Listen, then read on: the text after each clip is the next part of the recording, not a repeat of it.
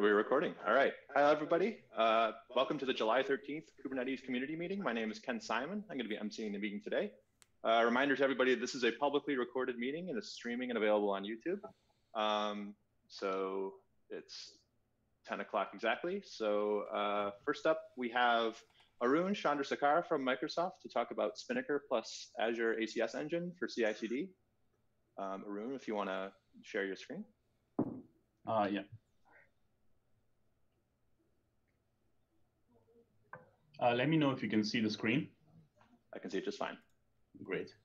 Hi, everyone. I'm Arun Chandrasekhar. I'm the Principal Program Manager for Azure open source integrations that include Netflix Spinnaker, HashiCorp's suite, as well as a suite of other things like Jenkins and so on.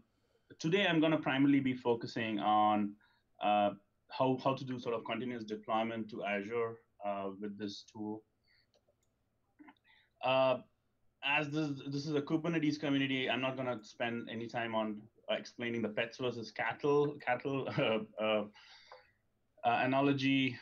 Let me just just briefly mention that Spinnaker is primarily sort of skewed to this notion of immutable pipelines to the extent where if you try to do very standard like PowerShell or script-based deployments, it'll actually give you warnings and errors. So it's effectively trying to force a best practice of doing immutable across the board, and that's kind of the sweet spot that Spinnaker works with.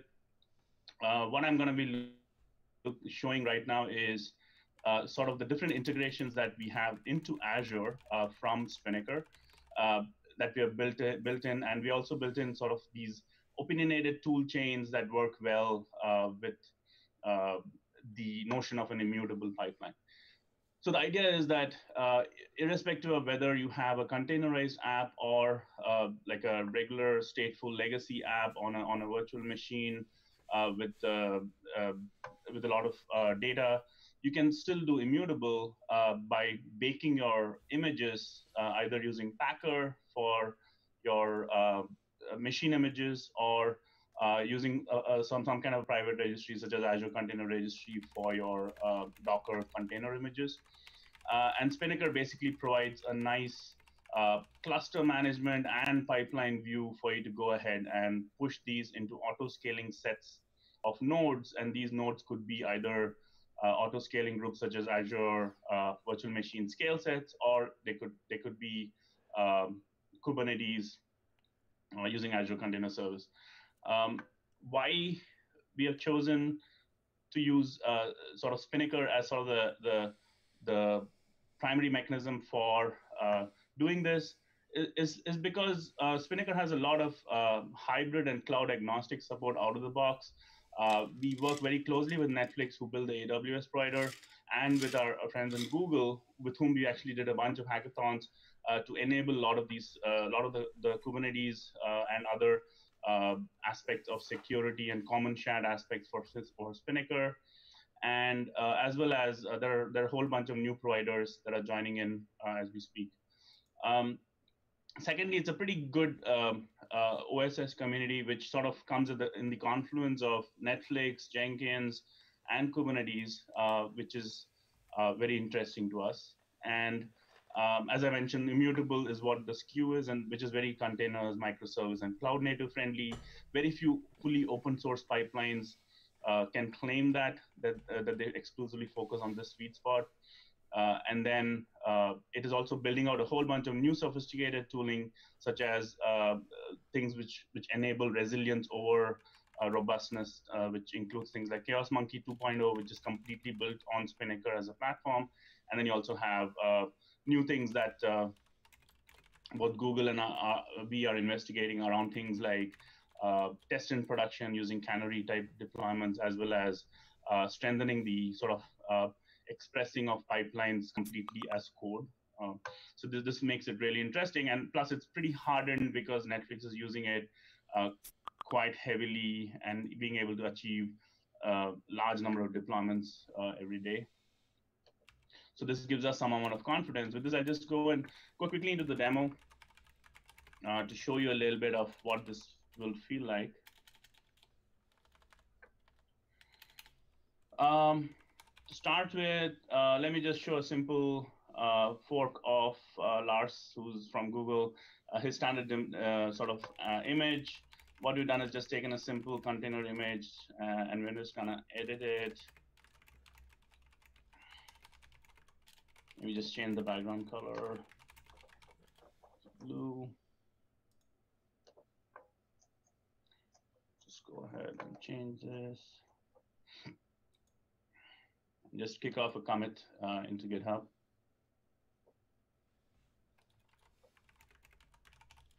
And as that's flowing through, what we have provided is a quick start template that can let you pretty much stitch together the tool chain that I described earlier, which lets you go all the way from GitHub to Jenkins to Spinnaker.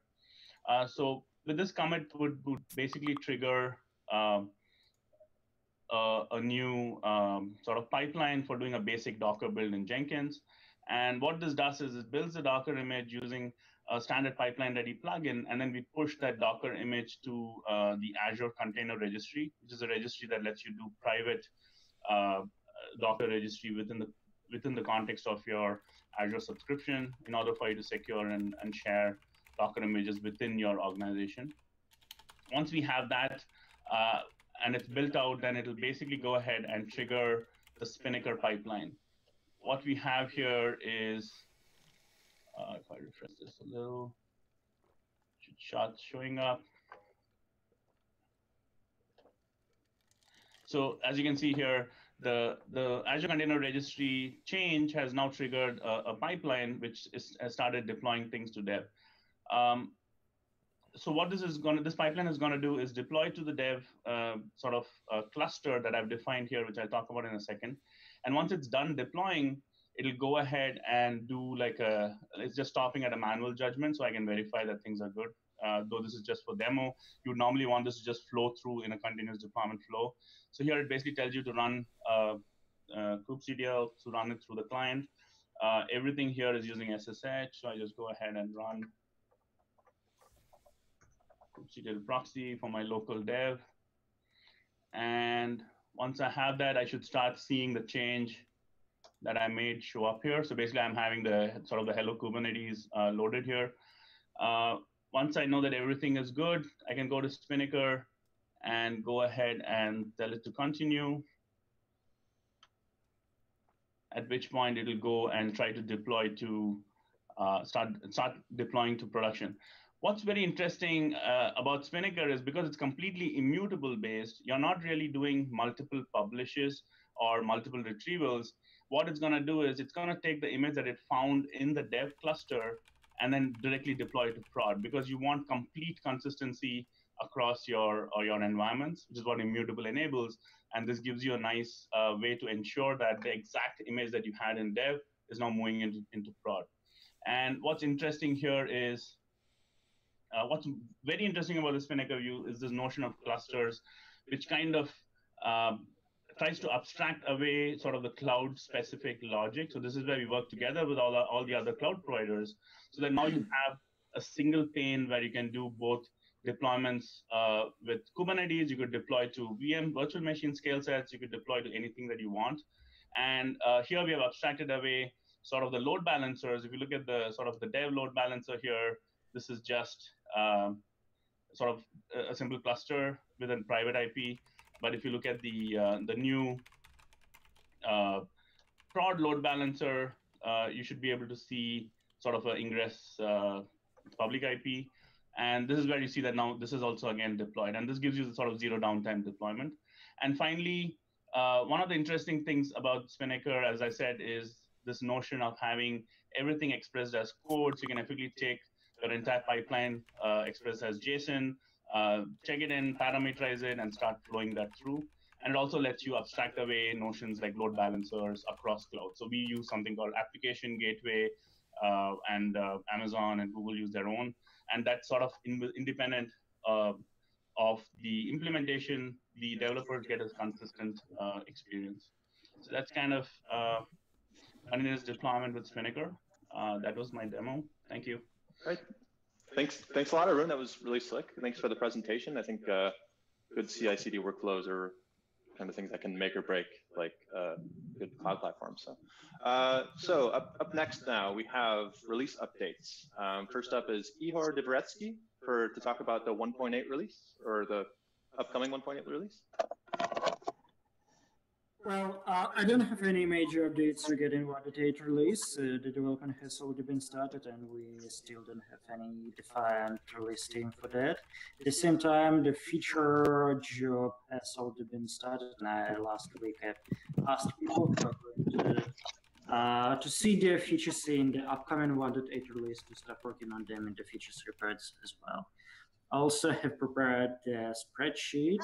As usual, we are tracking our features there, so please fill your features in the spreadsheet as well. Okay, and just a reminder for Arun, if you have a link to slides, if you could put them into community notes, that'd be great too. Okay. Yeah. Okay. Anything else from 1.8? Okay. Moving on to 1.7.1 from Wojtek. Anything, or it looks like we have no news there. Yeah, there's no news there. And then there's also no news. Anthony is here in case anyone has questions about 1.6, but there was no exciting news planned for that. Okay. So no release team defined yet. All right, so I guess we're moving on pretty quick here. We can get on to SIG updates, unless anybody has anything else to talk about. First up, we have Chris Hoge from SIG Cloud Provider proposal. Hi, yeah, thank you. So if you look in the meeting notes, I've dropped in a proposal about a working group to kind of consolidate the efforts of the cross SIG efforts of the SIG cloud providers. Essentially, and let me see, I'll drop a link to this in the chat so that everyone can see it. And maybe I'll share the screen here too. Let me see. All right. So currently we have several special interest groups that focus on contributions to support individual cloud providers. And then this has been a really effective way for experts within those, experts of those providers to be able to maintain upstream code in Kubernetes for allocating resources and deploying them and using them. But right now, a couple of the challenges that we face are there's a bit of inconsistency across how the cloud providers operate and how they offer certain behavior. And there's also been some discussion to move some of the provider code out of upstream Kubernetes. For example, the OpenStack community has had a little bit of difficulty in maintaining the upstream provider and is looking at moving that towards, outside of the community and, kind of getting a greater volume of experts maintaining that provider. So what this proposal is either the formation of a new working group or a new SIG that will kind of evaluate these cross SIG efforts. And so looking at how do we define particular behaviors, like if a node is no longer available, should that be deleted or should that be parked? Or if we can't reach a consensus about that shared behavior, then how can we document and clarify that so that it's not unexpected to end users. Also looking at goals, if there is a larger community effort for moving the providers out of the upstream repository, how we do that, how we advertise that, and how we vet the quality of different providers. And finally, how do you coordinate testing? Like, for example, in the SIG testing group meeting earlier this week, CNCF CI presented a workflow for running E2E tests across different providers. And so, working with more of the providers to be able to get engaged in testing like this and to be able to take advantage of these resources. One of the proposals is that this be a working group rather than a SIG, because it wouldn't really be responsible for any code directly. Where SIGs generally have code to review and manage, and instead this would be more policy driven. So that's the proposal, and that's the document. I've included some links to some discussions in there. And you know, does anyone have any questions or comments on this?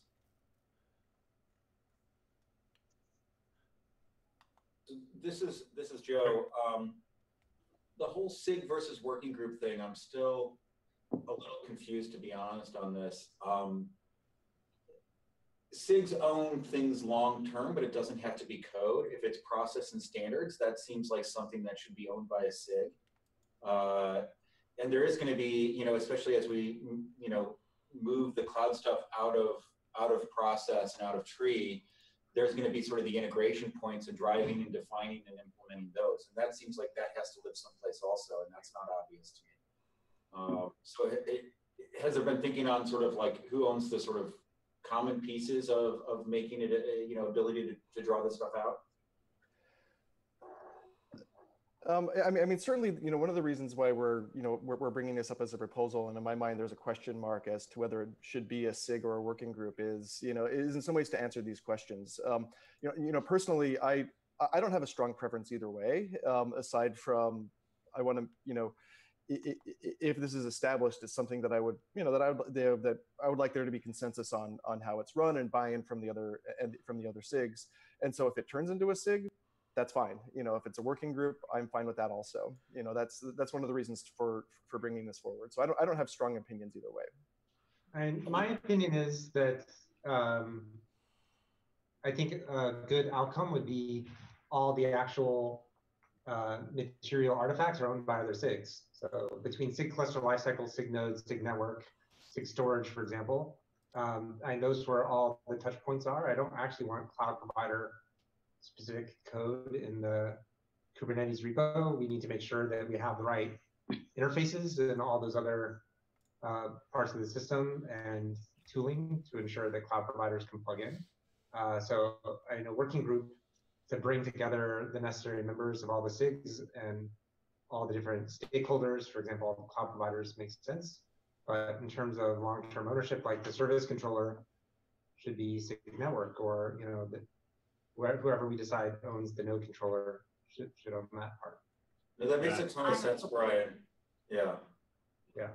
I have the implications of this on the build, release, and distribute is the part that I keep coming back to when the same binary doesn't work across cloud providers. And I think there needs to be a place to discuss and determine and propose solutions for that.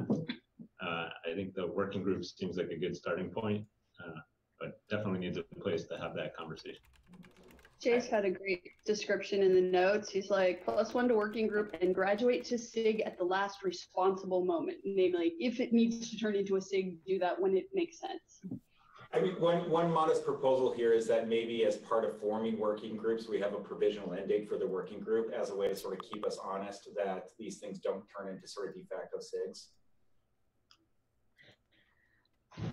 I agree with Joe, and also I want to like each work group have the clearness specific goal. It's not like the SIG group. SIG group will have like the continuous growth and long-term plan, like the trend, all those kind of the things may become new issue, new things, and they can start a new SIG group, work group. But the work group, when we start, we should have the clear goal, and we want to buy some time and have the proposal for solve certain problem. Then we can include all those involved of the SIG group. Once those after goal is needed, we should dismiss those work group. If needed, then we can start the new work group. One problem is I noticed that some work group is kind of still, they didn't make the decision, they didn't really participate with the code and feature, but they will now leaving and then end up like all those kind of related feature goes to the work group, but not go back to the related of the SIG group to drive those finished. So end up we have like always some proposal but no action. So if we think about the work group, define it as the discuss like the cross SIG group issue and have some proposal, then we should dismiss those kind of things. Have the plan and proposal and accept it. That's all. So listening to these comments, I think I guess then maybe what I might propose that we do is I can go back and I can revise this proposal a little bit to include a little bit more information about specific goals. We have a couple of specific goals right there. And I think that focusing on coming up with the definition of common behaviors and a proposed milestone for migrating providers out of tree and into their into SIG managed projects. That would be my proposal. I also just want to make sure too that this is something that there is buy-in from the SIG providers, because I wouldn't want to run ahead with the proposal and then have half of the providers not being involved with it. And so so the AWS and the Azure and the the OpenStack and the other providers actively being involved in this and working towards the common goal of these procedure artifacts. And then if it's determined that there is a longer term, I guess a longer term mandate, that it be converted into a SIG, and that it and that it be a fully responsible SIG. But to begin with an initial work plan and to build that collaboration out. Yeah. Okay, just a reminder, we have 4 SIGs to get through, and I want to make sure we have time for everything too. So. Anyway. Last thing there, I think identifying the list of SIGs and stakeholders as part of this process might be helpful too, as part of that, making sure everybody is sort of on the same page. And but that sounds great to me. Thank you. Certainly. Okay. Thank you, everybody. Can anybody hear me now? Yeah. Okay, cool. Yes. I have specific concerns around issue triage when it comes to us saying this is not SIG. I greatly hope that we have a consistent GitHub query that we could run to identify all issues that are owned by this particular effort, as opposed to a union of or a join of different SIG labels. I like when it comes to assigning ownership of this or being able to triage an issue off and say, oh, that's clearly something that needs to be decided by the cloud working group. What's the GitHub team I'm going to ping? What's the label I'm going to assign the issue so the bot stops nagging me? And how do I know somebody's paying attention to this? I would expect that one of the outputs of this working group, if it stays a working group, would be clear lines of ownership, and essentially so that this working group doesn't own the issue. It's very obvious that, hey, this is part of the cloud provider storage interface. And so therefore, I file a bug that says a storage interface behaves a particular way on, let's say, Azure, but doesn't behave that same way in other cloud providers. I need to escalate to somebody to make a decision. I would like to triage this issue as something that should be decided as such. If I go this SIG route right now, I think it's SIG Architecture, SIG Storage, but it seems like something where I want to rally this working group of all the cloud providers to get consensus on this, or identify this as an issue where there's a discrepancy in behavior. And it sounds like that one might be a combination of SIG Storage and SIG Azure, I would guess. Yeah. And I'm just trying to highlight that this means that the triaging these sorts of issues requires a lot of SIG awareness, and it makes it difficult to delegate or mechanize this role. Providing a label that says this clearly falls into this working groups bucket. So I don't know if that means we're now going to have working group labels in addition to SIG labels, or if this working group is going to focus on a particular area label or whatnot. I mean, there is an area cloud provider label. The premise of this being a working group is that they shouldn't, I don't see them owning code, right? It's a cross-cutting thing across all the different cloud provider, individual cloud provider SIGs, as well as SIG storage, SIG networking, SIG cluster lifecycle, whatever other touch points are in the system. If that turns out not to be true, then yes, it should become a SIG. But if your point about long-term ownership of cohesive user experience, which is what Aaron is talking about, then having a label where we can say, look up all the things that are cloud provider. I think we could add a label if we find it useful. I think those labels don't help. It's just kind of like what we have today, cloud lifecycle. It's the same thing, nobody pick up because cloud lifecycle could be the GCP issue, could be Azure issue, could be the AWS issue. Right, it's the same. That less. Yes. So I was thinking this work group is really good stuff to help us to define common API, how all those kind of cloud provider and have for all those cloud provider. And then this is the end of the next step. All those cloud provider can move out of main repository, and then we started to have their own test metrics, and then that's kind of make clear. Then we could have like the even SIG AWS, SIG Azure, all those kind of the more reasonable SIG groups. So, but right now it is we just need to try to define those API, define those integration point. That's kind of things. Otherwise, we are. It's the open issue to the entire of the Kubernetes community, to a small set of entire of the Kubernetes community. Still no ownership here. So I've got a really super important point about this, which is that as the cloud provider extraction happens, all that cloud provider code is going to be open source repos in other people's organizations. So we're going to have a really interesting challenge, and neither labels nor SIGs nor none of that actually covers that use case. So we're going to have to look into that. I think that's another point of action on the SIG Cloud Provider, the working group Cloud Provider, the Cloud Provider group, whatever the group is. Yeah, because we got to solve that problem. So anyway. Yep. Okay. All right. I think we're next on the agenda. Do you want to do a quick plug for SIG Architecture? Yeah, I was about to say, next up, SIG Architecture. So we have Jace and Brian Grant to talk updates from SIG Architecture. Yeah, so I just was putting this in there because we want to make sure that we have really good attendance for the next meeting. I didn't do the best job of radiating the meeting we had last time, so if you are so inclined, please join the meeting. It's a really critical area of concern for the project, and it's on July 24th at 10 a.m. Pacific Standard, 1 p.m. Eastern Standard, and 1700 UTC. Anything you want to add, Brian? Did we start on the charter doc yet? The charter doc is not started, and we will have office hours coming up next week in the off weeks, so we can start that work then. Okay. Tim has a comment in the chat about any chance we can vote on meeting times for that SIG.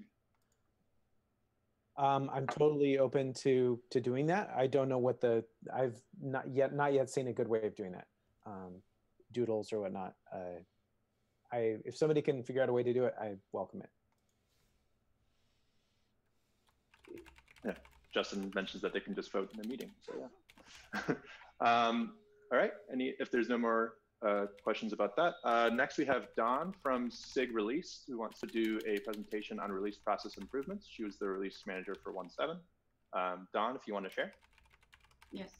Just one second.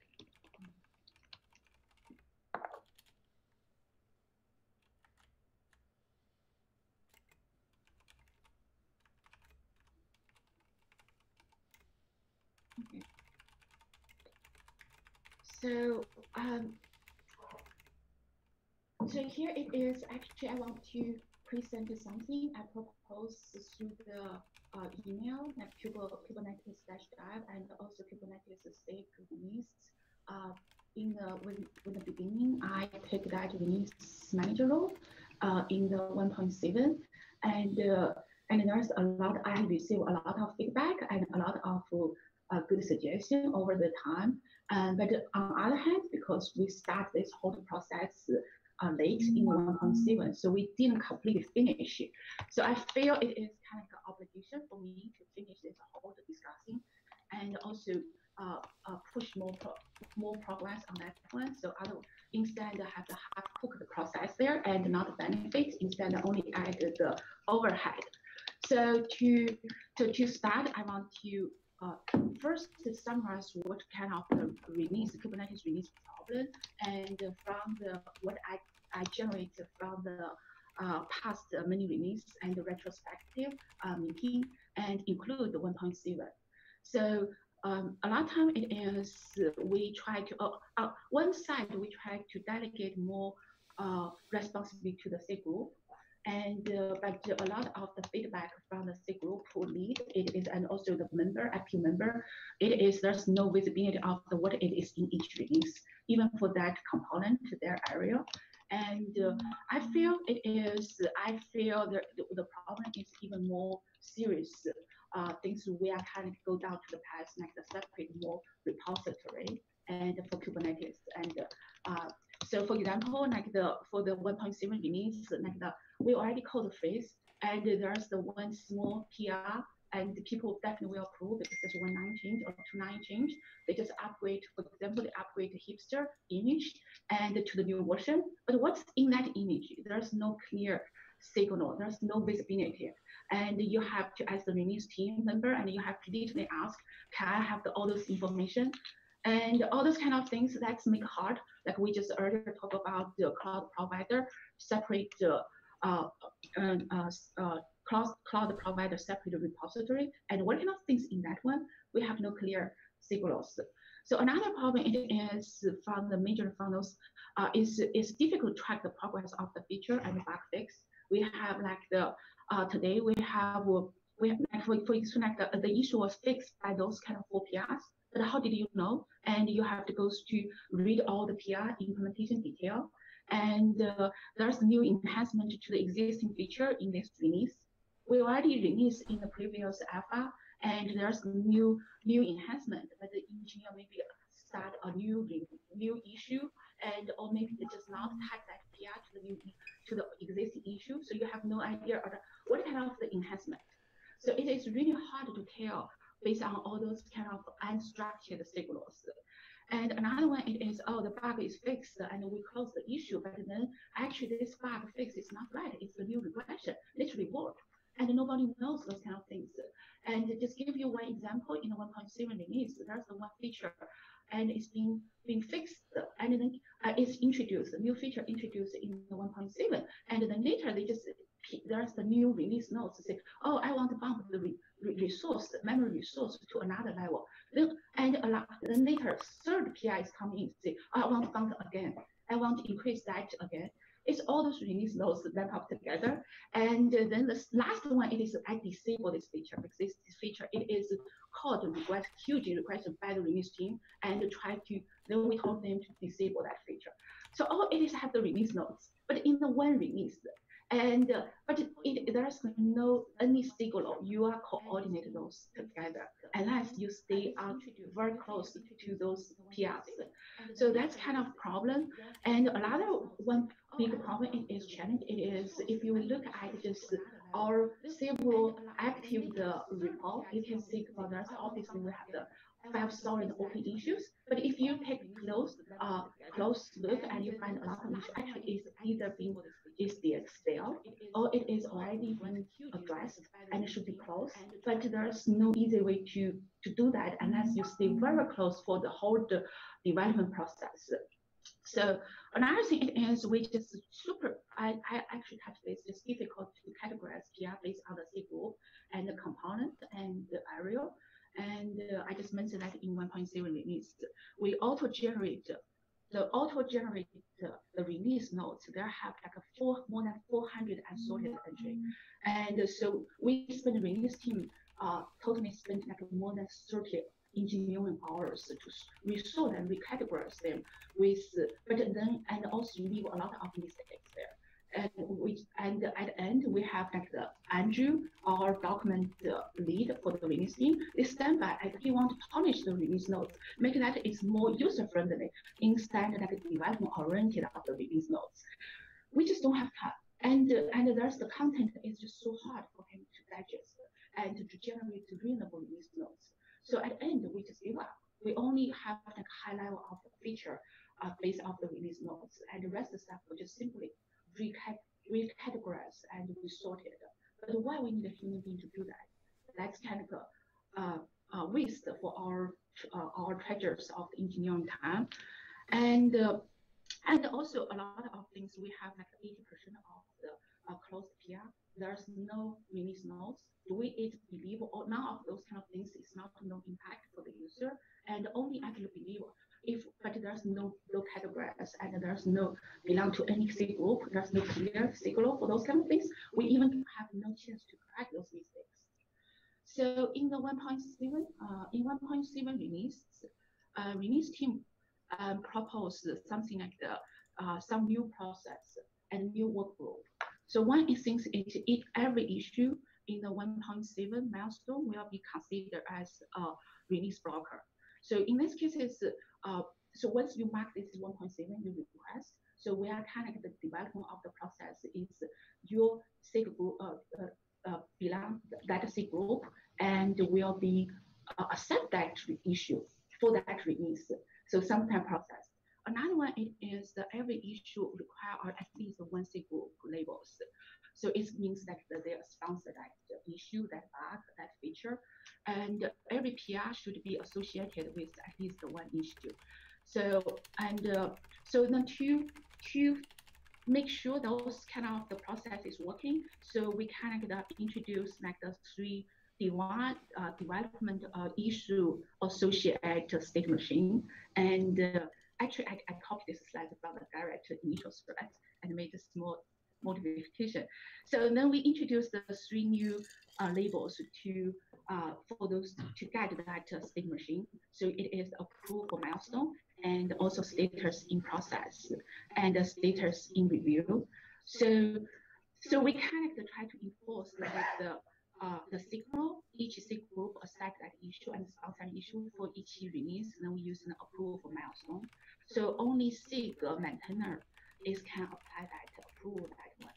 So in this way, so then like anyone can apply to things like the apply or request the SIG group to sponsor their issue, their stuff, and also engineer is kind of mark what kind of the design, API change, all those kind of bug, and also add the component and area labels, and then request the milestone. But SIG SIG lead or SIG maintainer have to decide it is approved for that milestone. Once approved milestone, then it means you are going to respond that SIG group response for related feature implementation, testing, and also the documentation and the release notes. So we kind of doing some of those kind of things, and thanks to Garrett again. And when the release team proposed those kind of things, he worked very close with the Sheffield and try to build this aggregate wheel and start build those kind of things. And I just doing a quick screenshot for the 1.8. So you can see here's the so many open issues marked for the 1.8 and by the different groups. But it's because we didn't really, still is not really enforced by the for the PR. And so you can see there's the red bar on the left. There's is for the PR. So most of the PR is no SIG groups. So PR actually should be automatic. If the once the PR is associated with issue, this should be automatic belong to that groups, SIG groups. So we should fix that wheel. And then next one, based on these kind of things, we try to generate of the better visibility right through the tools. And also we want to generate better visibility for each SIG group and more in detail. So I just kind of think, sorry, I didn't in the precision. Sorry. So we also so I just kind of a quick give the example. Once we fix all those kind of issues and the process and create of the automated script in my ideal world, and we should do something like this. So the SIG group maintainer can have the script and just run for each alpha release or each beta release. You just run and then generate a report. So I take the SIG node as the example, and that script to cross all those critical repository in the Kubernetes community. So you can see, for example, for SIG group, we have like the feature repo issue, and for the unlimited support, we found that one. So you can see in 1.9 alpha 1, and then we fixed, we have the like the incremental improvement in the alpha 1. Then we kind of add the unlimited support for N process, and then add alpha, add support for the number of the open files. And in the next release, actually, we are continue using the same feature umbrella issue. Then we said, oh, here it is. I will add a new feature, new enhancement for the same features. So we also kind of show that. So there's the bug fix in the SIG weather because the SIG group be the response for the SIG weather things. So we fix something, we add some new features. So something like that. And So another thing is once we apply, enforce those kind of process, we can even go further to auto-generated of the release notes. So I did some like the sample snippet, and on the left, it is what we had. I just copy paste one snippet. I mentioned that earlier, we actually have more than 400 like this, and entry point. There's no way to process.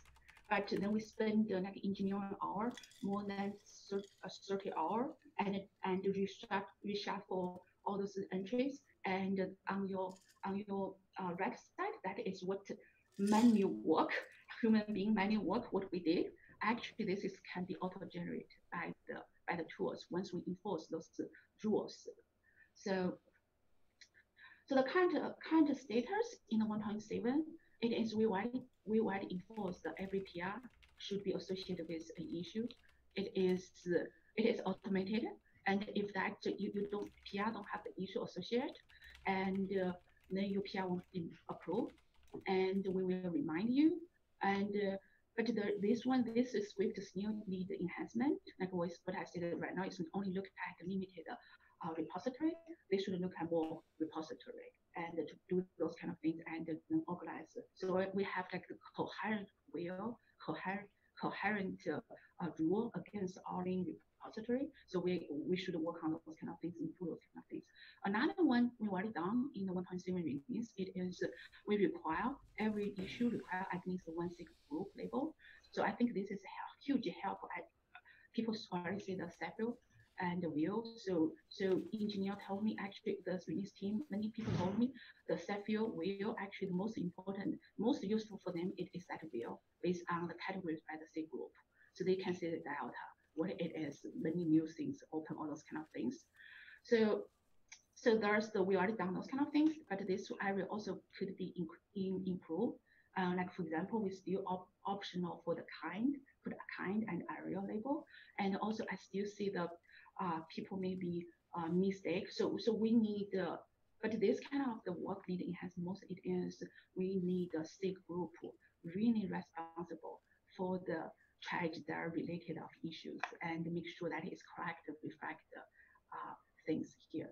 And another one is we already added the labels. But there's the enhancement. We want some labels auto apply instead, like human being have to apply one by one. Like for example, status in progress or status in review. And we don't want to like the require of engineer to do all those kind of things. We should enhance. And once you start the PR, assign the individual, and then you should apply. System should be applied that label. And once you start like the review process, the review is being assigned for your PR, then that's in review process. And all those kind of things. Of course, there's some other thing we need to iterate on our state machine for the issue, like the issue reopen, what we should do, all those kind of things we can discuss later, iterate later. So most of the things I wanted to do is I want to make this continue. So like what I already mentioned that I want to finish this whole process, and then we can really benefit our community and benefit the release team and benefit all the SIG groups. And what I want to propose in 1.7 and above, we iterate more. And one thing, first thing is apply approval for milestone from the beginning of the release cycle, not at like after code freeze. We need this one. It is mandatory to SIG group start to track their open issue and decide what it should be in from the beginning of the release cycle, what it should be included in that release, in this release. They start thinking about, and this is where, and we can loop after our tech writer at the earlier development cycle. And so we could, one thing what I propose how to enforce this kind of is, we could update merge bulk, not merge the PR without the SIG accepted issue. And so we also need the enhance of that, those like approval PR without no issue things, like no secret of those things that happen. So another thing is, Don, just a reminder, we have about 15 minutes left in the meeting. We need to leave time for SIG testing and announcements. Just I will finish. Give me 2 minutes. I just finished the things, and then another two things is just generate a script. We need the contrib and Pro team to help to have the script to build release report for each SIG. And another thing it is we need to update our release tool and to auto-generate release notes based categorized by the SIG kind and area labels. So then the tech lead can based on that one to produce more reasonable release notes. And then last one I will mention that the automated data SIG update process. I think that's all from me. Thanks. Okay, so thank you very much, Don. Any questions about that? I just want to say that I am 100% in favor of trying to relate things as much as possible to SIGs. I think that'll unlock a lot of velocity. So some really great ideas there, Don. Okay. We had extensive discussion about this in the 1.7 retrospective, and I'll give a shout out that the 1.7 retrospective will continue at some point in the next SIG release meeting if you want to talk more about release notes, because it touches on a variety of release-related issues. Okay, so up next from last SIG is SIG Testing. Aaron, if you want to take it away.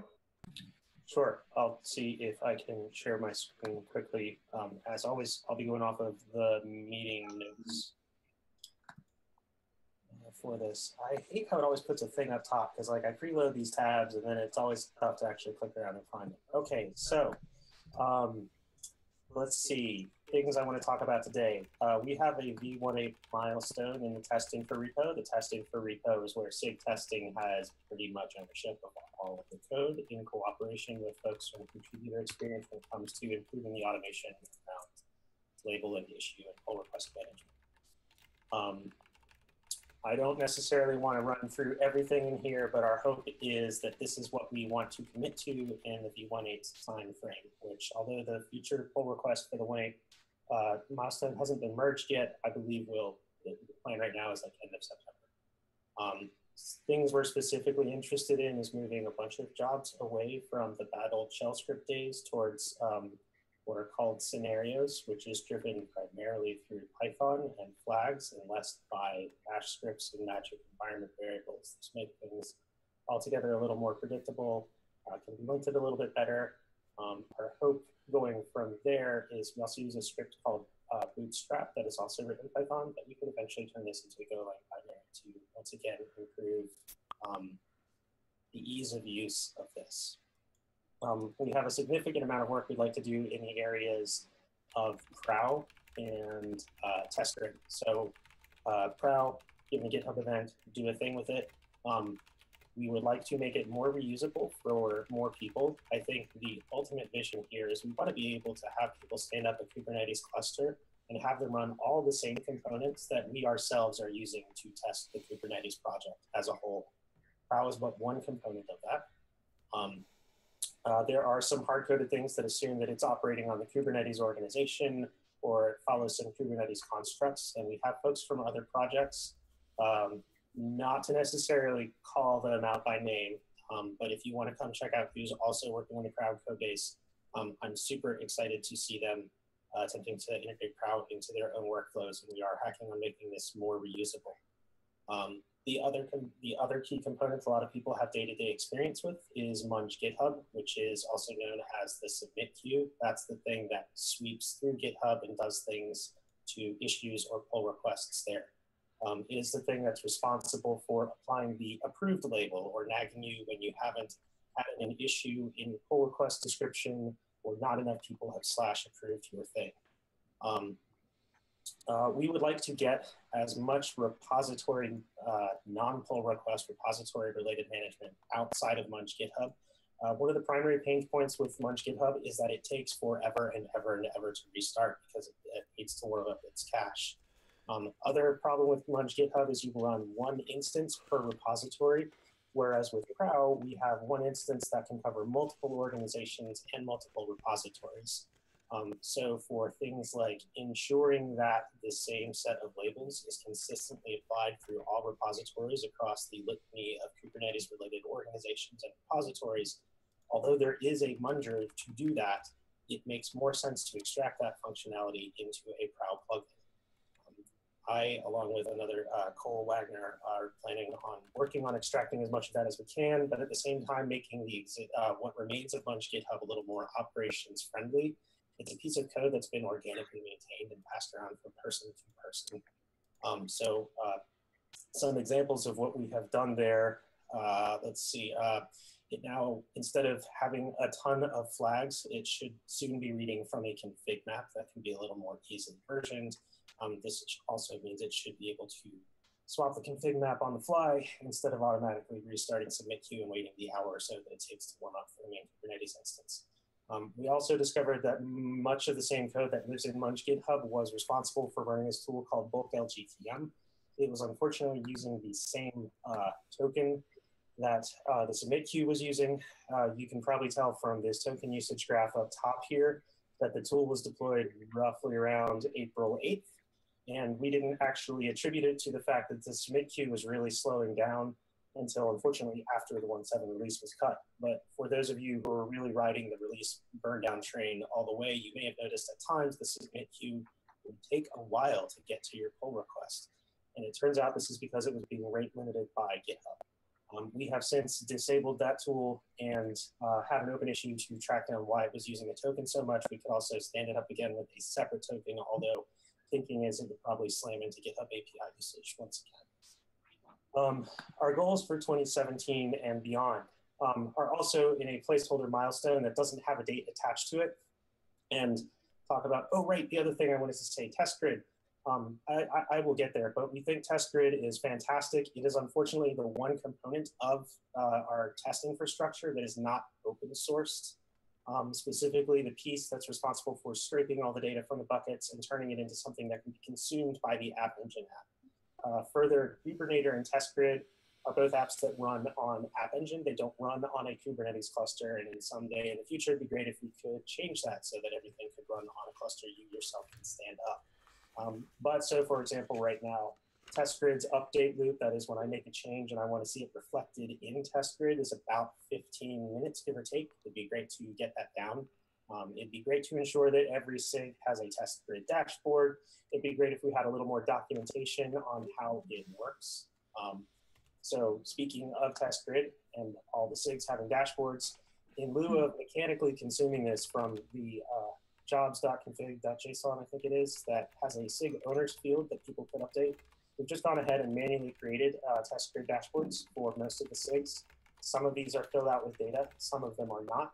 So for example, the dashboard for API machinery is an example of a dashboard that we hope API machinery takes it upon themselves to fill out with a configuration that is useful to them. Right now, I believe it is populated with a GCE slow job. Meanwhile, the Federation SIG has a dashboard that has tests that only relate to the Federation-related results of given jobs. So the way these dashboards work, right, is they can take other jobs, like the GCE slow job that runs like all the tests, and then pre-apply a regex that only applies to the tests of this SIG's interest. Let's see here. Oh, there's the thing getting in my way. We have to use keyboard shortcuts. Another example for SIG CLI. Let's see here. Okay, what else? Sorry, I'm going a little off script here. Okay, right. So if you want to find out more about test grid, we recently had a presentation about 2 weeks at a SIG testing meeting. You can find a link to the recording in community meeting notes.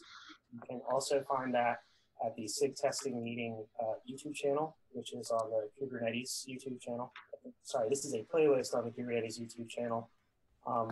And Michelle was kind enough to provide her slides, which, again, at present, we're working on this, are probably the best form of documentation you have about a ton of neat features that we may not necessarily be using to our best advantage right now. So that's available for your consumption if you want to find out more about this awesome tool. Let's see. So I think that's about it for what we've done. What would we like to do going forward? Well, a big thing that came up during the retrospective meeting earlier this morning is I would like to have people specifically from the release team, but those people who care about the submit queue is down, what can I do about it? To show up and let's share our stories about this. Let's identify the pain points and let's see if we can't identify requirements or how we can make it easy to figure out if the submit queue is blocked. What am I talking about? Those of you with some history on this might remember that the submit queue used to have a big red bar. This page used to have a big red bar up top that says E2E tests failing, submit queue blocked. We don't have that anymore. Why is that? It's because we no longer block the submit queue on tests that run after code has merged. We only prevent code from merging if the pull request tests don't pass. These are also known as pre-submits. That's great. That has improved the velocity of this project, I think. I feel like it has. I believe the rest of the release team would agree with me in this regard, that we don't want to go back to the bad old days of having tests run that can block the whole project that you weren't aware of at pull request time. However, this means it can be a little difficult to figure out when the submit queue isn't doing what it's supposed to, namely merging code. A good example of this was recently from around July 8th to July 11th or so, the KOps AWS job was timing out pretty consistently at 90 minutes across all pull requests. And it took a while for this to be really obvious to notice. The problem is that if you look at Crowd, the thing that runs our pre-submit jobs, it shows all the jobs running for all the pull requests, and it can sometimes be difficult to draw a pattern out of this real quickly. There's also Crowd running in batch mode, which is basically it giving a bunch of test results on behalf of the submit queue. So once a test has passed all of its pre-submits and then Crowd tries to actually merge the thing, we were also running into that same job failing right before merge time. And again, it's cool that it tests multiple pull requests at once, but it can be difficult to scan through this and identify a pattern quickly. So it just sort of took humans organically starting to notice that, hey, a lot of pull requests are failing on this one particular job for us to realize that something was up with the submit queue.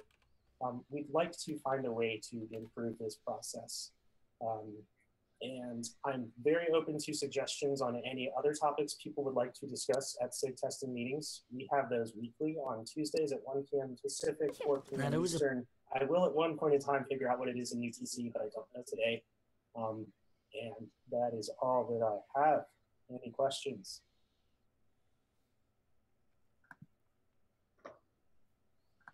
Okay. Thanks. Like no. All right. So that brings us really close to 11 o'clock, which is just in time for Justin Santa Barbara to talk a little bit about SIG cluster lifecycle announcements. Justin?